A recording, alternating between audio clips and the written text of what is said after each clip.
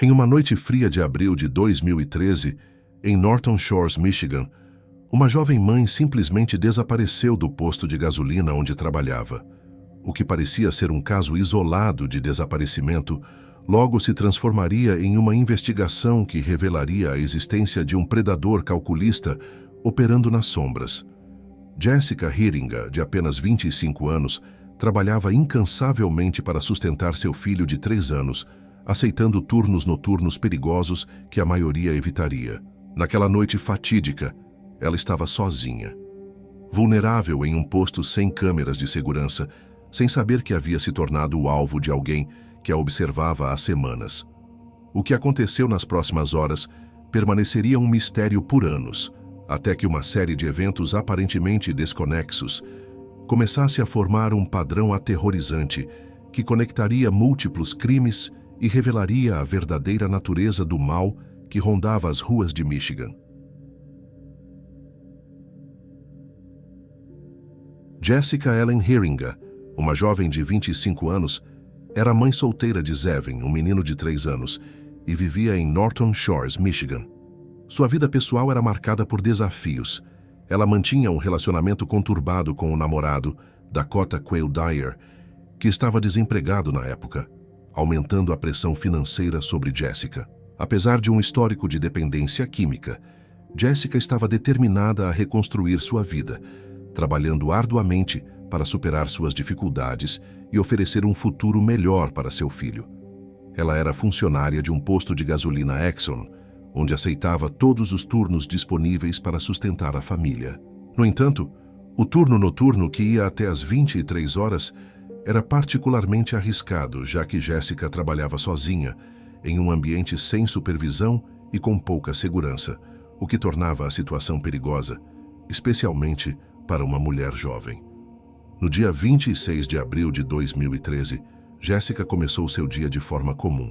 Às 14 horas e 44 minutos, ela foi ao supermercado para fazer compras, garantindo o abastecimento de sua casa antes de iniciar o expediente. Às 16 horas e 35 minutos, chegou ao posto Exxon para começar seu turno, vestida com um uniforme de trabalho e pronta para mais um dia de atendimento. O movimento no posto era típico, com clientes entrando e saindo para abastecer seus carros ou comprar itens na loja de conveniência. Durante o dia, Dakota e alguns amigos passaram pelo local, interagindo brevemente com Jessica, mas nada parecia fora do comum. Por volta das 21 horas, um incidente chamou a atenção de alguns clientes. Eles observaram Jessica conversando com um homem que dirigia uma van prata.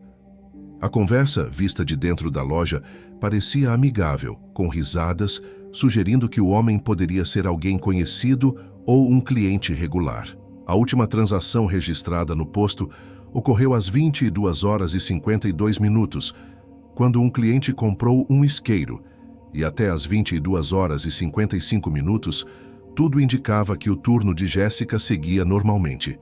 A situação mudou drasticamente às 23 horas e 10 minutos, quando um cliente chegou ao posto e encontrou o local completamente deserto. As luzes estavam acesas, as portas abertas, mas não havia sinal de Jessica ou de qualquer outra pessoa. Um carro estava parado próximo às bombas de gasolina, abandonado, o que aumentou a sensação de que algo estava errado. Preocupado, o cliente fez uma chamada para o 911, relatando a situação suspeita e descrevendo o cenário como muito estranho, já que o posto parecia ter sido deixado às pressas, mas sem sinais claros de roubo ou violência.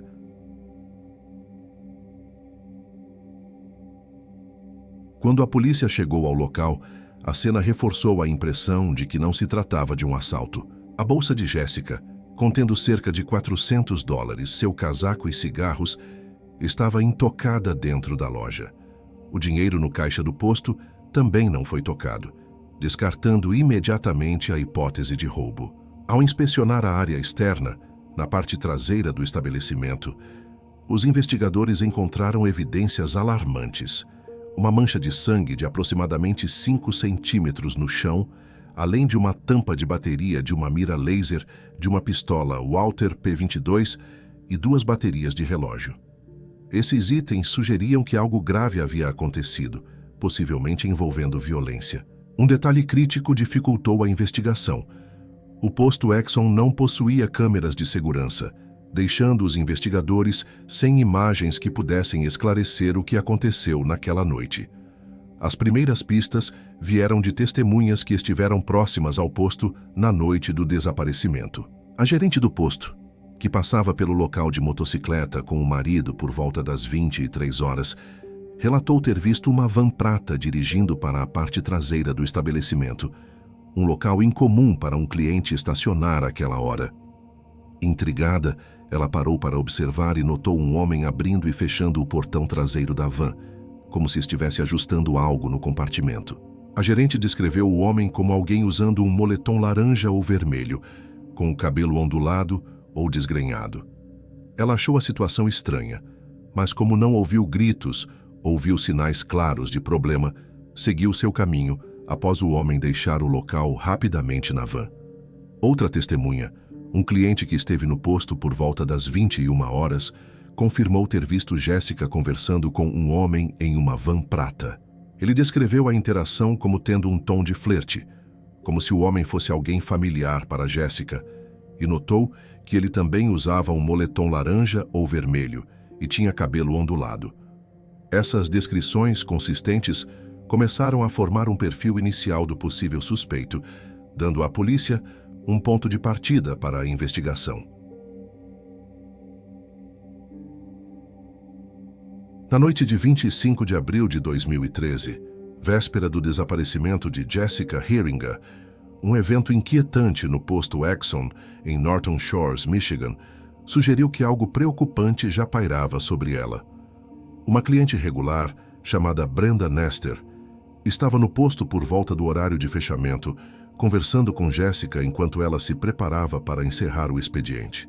Durante a conversa, Brenda expressou preocupação com a segurança de Jéssica, alertando-a sobre o perigo de trabalhar sozinha à noite em um local isolado. Um homem que estava presente na loja ouviu o comentário e interveio de forma enigmática, dizendo: "Ela tem os clientes cuidando dela." Essa frase, dita em um tom que soou desconfortável, causou uma reação visível em Jéssica. Segundo Brenda, Jéssica balançou a cabeça negativamente, parecendo assustada, e começou a tremer, como se sentisse um calafrio ou desconforto com a presença daquele homem. Preocupada com a situação e com a expressão de Jéssica, Brenda decidiu não deixar o local imediatamente. Ela foi para seu carro estacionado do lado de fora e ficou observando até que Jéssica terminasse de fechar o posto e saísse em segurança. Brenda também notou que o homem misterioso deixou o local logo após a conversa, mas sua descrição física coincidiu com relatos posteriores. Ele usava um moletom vermelho ou laranja e tinha cabelo ondulado ou desgrenhado, características que se alinhavam com as observações de outras testemunhas no dia seguinte. A investigação do desaparecimento de Jéssica enfrentou um obstáculo significativo, devido à ausência de câmeras de segurança no posto Exxon, uma falha crítica que deixou a polícia sem imagens diretas do crime. No entanto, câmeras de estabelecimentos vizinhos forneceram pistas importantes. Às 23h02 do dia 26 de abril, uma câmera capturou uma van prata Chrysler Town & Country saindo da área próxima ao posto. 1 minuto depois, às 23h03, a mesma van foi registrada passando pelo Homestead Tavern, ainda na região de Norton Shores. Outra gravação, às 23h05, mostrou o veículo em um terceiro ponto, confirmando sua trajetória para longe do posto, logo após o horário em que Jéssica desapareceu. Essas imagens permitiram à polícia identificar o modelo do veículo como uma Chrysler Town & Country prata, um detalhe crucial que se tornaria central na investigação, embora a falta de uma placa legível limitasse o progresso imediato. Com base nos relatos consistentes de testemunhas, incluindo a gerente do posto, um cliente que viu Jéssica conversando com o homem na van e Brenda Nestor, a polícia elaborou um retrato falado do suspeito. O perfil descrevia um homem branco, com cerca de 1,80 m de altura e porte físico médio a pesado, características que reforçavam a conexão entre os avistamentos. A polícia realizou coletivas de imprensa, fazendo apelos públicos para que qualquer pessoa com informações sobre o homem ou a van se apresentasse. Buscas extensivas foram conduzidas na região, com o uso de helicópteros e cães farejadores, na esperança de encontrar Jessica ou alguma pista sobre seu paradeiro. Apesar do esforço, nenhum vestígio concreto foi encontrado, e a investigação inicial não conseguiu avançar além das descrições e das imagens da van. Um dos primeiros suspeitos investigados foi Jeffrey Willis, um morador local que possuía uma van prata, semelhante à descrita pelas testemunhas. Quando abordado pela polícia, Willis permitiu que sua van fosse revistada voluntariamente, mas os investigadores não encontraram nada que o conectasse diretamente ao desaparecimento de Jessica. A van parecia ter sido recentemente limpa, o que levantou suspeitas, mas não havia evidências suficientes para prosseguir. Willis alegou que estava em casa até 00:30 na noite do dia 26, fornecendo um álibi que, na ausência de provas contrárias, não pôde ser contestado. Sem novas pistas, o caso de Jessica Heeringa estagnou, entrando em um período de incerteza. Entre 2013 e 2014, a investigação permaneceu paralisada, deixando a família de Jessica em profundo desespero. Jessica, uma mãe dedicada, e seu filho Zevin, agora sem a presença dela, tornaram-se o centro de uma tragédia que abalou a comunidade de Norton Shores. O medo se espalhou entre os moradores, que começaram a questionar a segurança de locais como postos de gasolina, especialmente à noite. A falta de respostas e a sensação de impotência diante do mistério intensificaram a angústia de todos que conheciam Jessica, enquanto a polícia continuava sem pistas sólidas para seguir.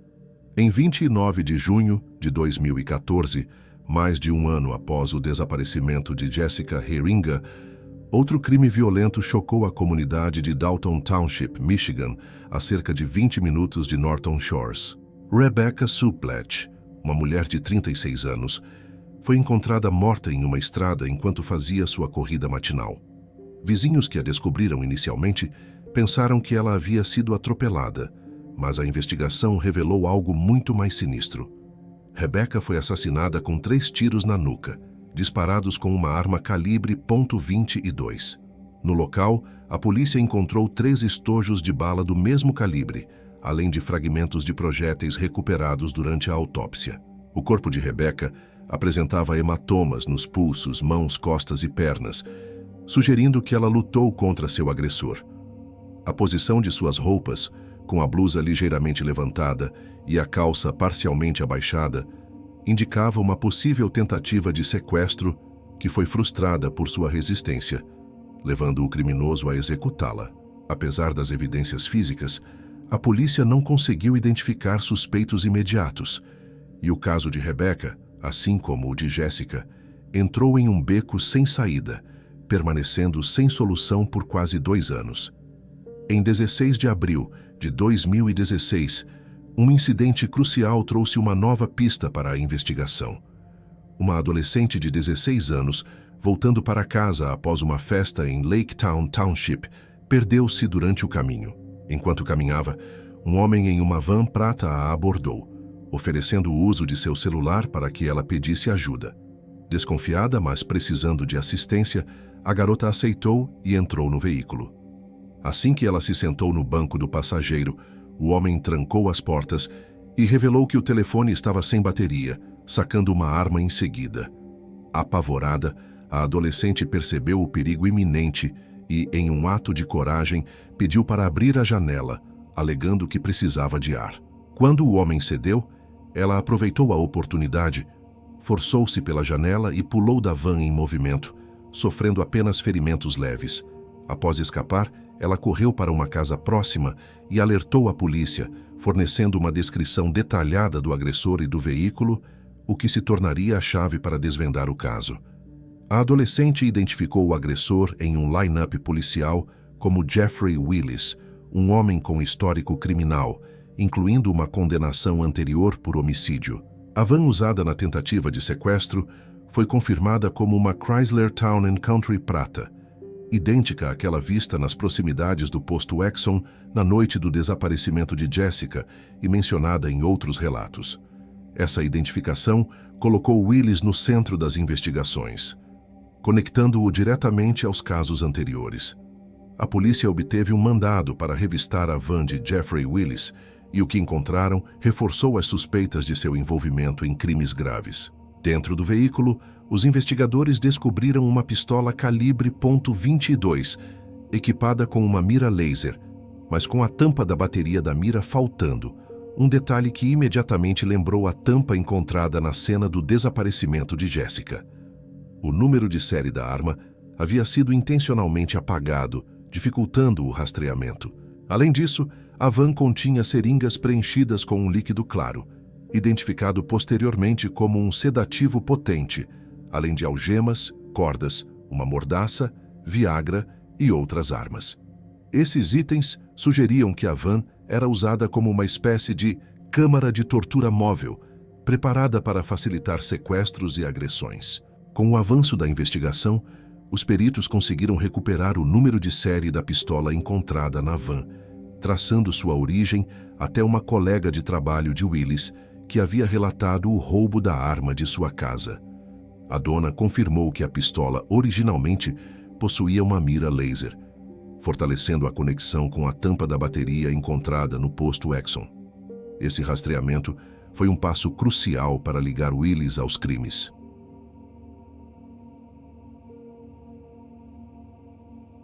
Em setembro de 2016, a polícia obteve um mandado de busca para a casa de Jeffrey Willis, onde encontraram evidências ainda mais incriminadoras. No computador pessoal de Willis, os investigadores descobriram uma pasta chamada VIX, abreviação de vítimas, contendo duas subpastas nomeadas JLH e RSB, correspondendo às iniciais de Jessica Lynn Heeringa e Rebecca Sue Bletch. Essas pastas continham fotos das duas mulheres, bem como recortes de notícias sobre seus casos, indicando que Willis acompanhava de perto os desdobramentos. Uma descoberta particularmente perturbadora foi a senha usada em vários dos seus dispositivos e contas, J4A27AT3, uma combinação que incluía as iniciais de Jessica e a data de 27 de abril de 2013, o dia após seu desaparecimento. Na residência, a polícia também encontrou uma pistola, cujos estojos de bala correspondiam aos encontrados na cena da morte de Rebecca, além de materiais de limpeza, como água sanitária, que sugeriam tentativas de eliminar evidências de crimes. Essas descobertas solidificaram a posição de Willis como o principal suspeito nos casos de Jessica e Rebecca. O histórico de Jeffrey Willis, o principal suspeito nos casos de Jessica Heeringa e Rebecca Bletch, revelou um padrão de comportamento perturbador que reforçou as suspeitas da polícia. Antes do desaparecimento de Jessica, Willis era um frequentador assíduo do posto Exxon, onde ela trabalhava, tendo visitado o local 15 vezes nos dias que antecederam o crime, o que sugeria que ele observava Jessica de forma premeditada. No dia seguinte ao sumiço de Jessica, colegas de trabalho de Willis notaram algo alarmante. Ele apareceu com arranhões profundos no rosto e nos braços, marcas que indicavam uma possível luta física, embora ele não tenha explicado a origem dos ferimentos. Antes disso, Willis já tinha um passado problemático. Ele trabalhava como zelador em uma escola primária, mas foi demitido após ser flagrado usando os computadores da escola de maneira inadequada, acessando conteúdos inapropriados, o que levantou preocupações sobre seu comportamento. Além disso, registros telefônicos obtidos pela polícia mostraram que Willis estava na área próxima ao posto Exxon na noite de 26 de abril de 2013, poucas horas antes do desaparecimento de Jessica, contradizendo seu álibi inicial de que estava em casa. Outro elemento crucial na investigação foi a conexão de Willis com uma propriedade rural herdada de seu avô, localizada a cerca de 15 minutos do posto Exxon. Registros telefônicos indicaram que ele esteve nesse local às 23 horas e 23 minutos da noite do sequestro, sugerindo que a propriedade poderia ter sido usada para atividades relacionadas ao crime. Quando a polícia realizou uma busca no local, encontrou água sanitária e outros produtos de limpeza, itens que apontavam para a possibilidade de que Willis tentou eliminar evidências de uma cena de crime. Apesar da busca minuciosa, nenhum corpo ou vestígio direto de Jessica foi encontrado na propriedade, deixando os investigadores sem uma prova física definitiva, mas com fortes indícios de que o local desempenhou um papel importante. Em setembro de 2016, 3 anos após o desaparecimento de Jessica e 2 anos após o assassinato de Rebecca Blatch, Jeffrey Willis foi preso. Ele enfrentou múltiplas acusações: sequestro e assassinato de Jessica Heringa, assassinato de Rebecca Blatch, tentativa de sequestro de uma adolescente de 16 anos em 2016 e foi considerado suspeito em um assassinato não resolvido de uma estudante do ensino médio em Fruitport, ocorrido em 1996. A prisão marcou um ponto de virada na investigação, reunindo evidências acumuladas de diferentes casos que apontavam para Willis como um predador perigoso.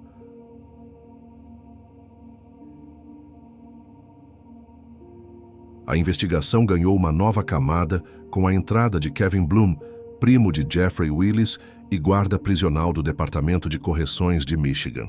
Em junho de 2016, Bloom foi acusado de mentir para a polícia, pois revelou informações detalhadas sobre o caso de Jessica que não eram de conhecimento público, levantando suspeitas sobre seu envolvimento. Inicialmente, Bloom confessou ter conhecimento do crime, mas logo depois retratou sua história, alegando que havia inventado tudo. Mais tarde, ele voltou atrás novamente, confirmando sua participação, o que complicou sua situação legal e reforçou a desconfiança dos investigadores. A confissão final de Kevin Bloom trouxe detalhes chocantes sobre o destino de Jessica. Ele revelou que, no dia 27 de abril de 2013, Jeffrey o chamou para o que descreveu como uma festa em sua casa. Ao chegar, Bloom encontrou Jessica inconsciente, nua, amarrada e com um grave ferimento na cabeça, já sem vida. Segundo ele, Jeffrey havia agredido Jessica, resultando em sua morte. Juntos, eles embrulharam o corpo dela em um lençol e o levaram para uma área remota na região de Sheridan Road, perto de Laketon Road.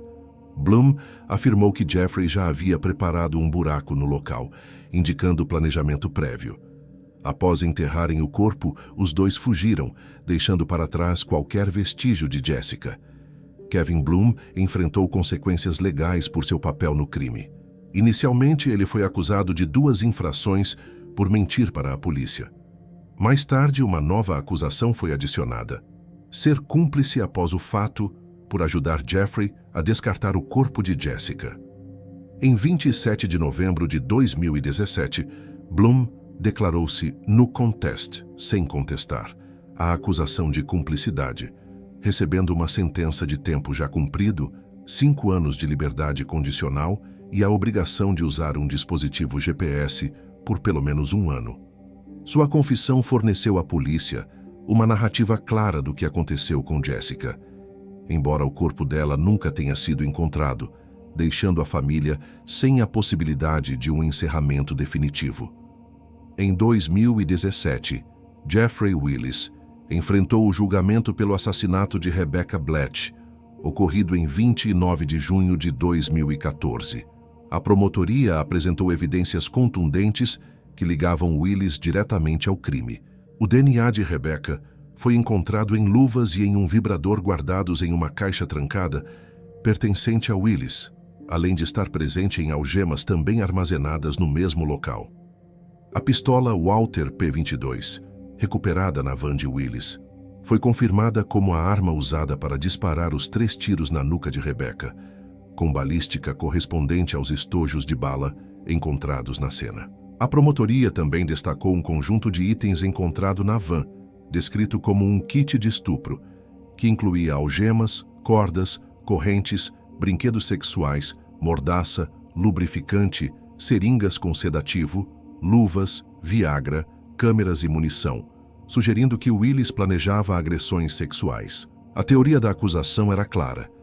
Willis tentou sequestrar Rebecca enquanto ela corria, com a intenção de levá-la à propriedade rural herdada de seu avô, mas, diante da resistência dela, ele a executou com frieza. Após a apresentação das evidências, o júri considerou Willis culpado de homicídio em primeiro grau e posse de arma de fogo durante a prática de um crime. A sentença foi prisão perpétua sem possibilidade de liberdade condicional, acrescida de 2 anos adicionais pela acusação de porte de arma. Em maio de 2018, Willis foi a julgamento pelo sequestro e assassinato de Jessica Heeringa, um caso desafiador devido à ausência do corpo da vítima. A promotoria construiu uma narrativa sólida com base em várias evidências circunstanciais. Eles destacaram que Willis visitou o posto Exxon 15 vezes antes do crime, indicando que ele observava Jessica de forma premeditada. Na noite de 26 de abril de 2013, Willis não compareceu ao seu trabalho em uma fábrica, nem nos dias seguintes, um comportamento incomum que coincidiu com o desaparecimento de Jessica. Registros telefônicos confirmaram sua presença perto do posto naquela noite, e materiais encontrados em seu computador, como a pasta VIX, com subpastas nomeadas com as iniciais de Jessica, reforçaram sua obsessão pela vítima. A promotoria argumentou que Willis passou semanas planejando, atraiu Jessica para a parte traseira do posto, agrediu-a, causando o sangramento, e a forçou a entrar em sua van. Ele a levou para a propriedade rural, onde a agrediu sexualmente e a assassinou. Jessica teria lutado, causando os ferimentos em Willis antes de ser morta e enterrada em um local desconhecido. A defesa de Willis tentou descredibilizar as acusações, argumentando que a identificação da van Chrysler Town & Country era fraca, já que havia cerca de 15 mil veículos similares em Michigan. Eles também questionaram o depoimento de testemunhas, apontando inconsistências no timing, especialmente sobre uma luz traseira do posto que só podia ser acesa de dentro da loja. A gerente relatou que a luz estava apagada quando viu a van, mas a polícia a encontrou acesa ao chegar, sugerindo a possível presença de outra pessoa. A defesa ainda levantou a possibilidade de que o desaparecimento de Jessica estivesse ligado ao uso de heroína, mencionado pelo namorado dela, Dakota, insinuando que ela poderia estar envolvida com traficantes. Por fim, alegaram que as evidências eram insuficientes para uma condenação, já que não havia provas diretas, como o DNA ou o corpo da vítima.